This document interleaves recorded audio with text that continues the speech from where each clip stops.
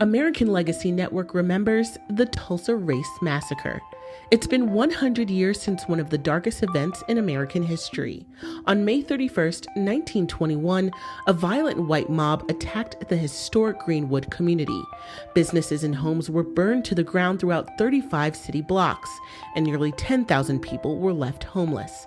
Journalist Leanna Jackson wrote an article on the massacre for Essence magazine. The Greenwood district consisted of anything you could imagine.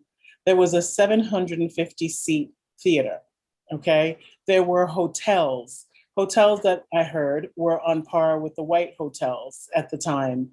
There were medical professionals who had offices. You could buy fine china, grocery stores, anything you can imagine that you would need existed there.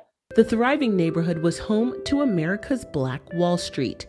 But during the 24-hour attack, all of that was erased, and reports say up to 300 people were killed.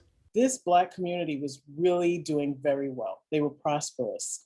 And a lot of the white men were not doing so well financially, and there was a lot of jealousy, right? Because they're looking at people who were once upon a time enslaved, and now here they are living that, quote, American dream.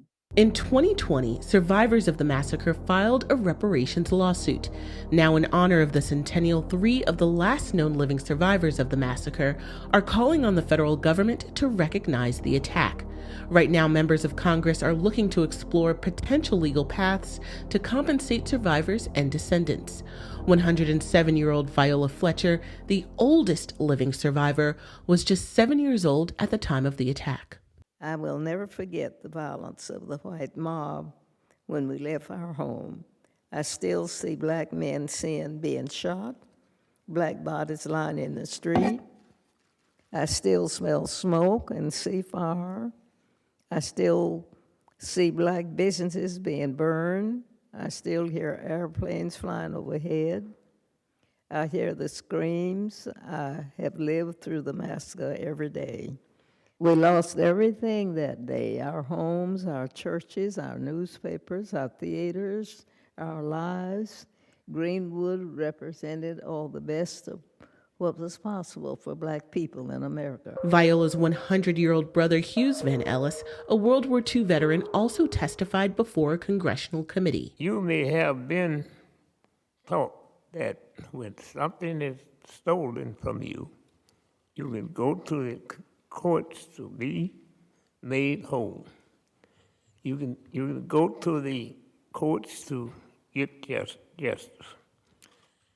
This wasn't the case for us.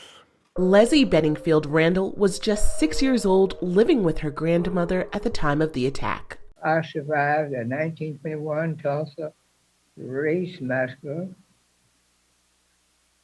and I have survived 100 years of painful memories and losses.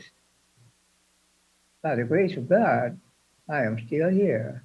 For nearly a century, survivors and descendants have struggled financially and emotionally. Many descendants of the massacre say they were robbed of generational wealth. But new efforts to honor the massacre are giving residents and Blacks across the country hope. There's nothing that any amount of money can do to repair what happened there, but just as with slavery, something needs to happen in terms of the loss that was suffered. I have hope for the future that we did this once before, and so we can do it again.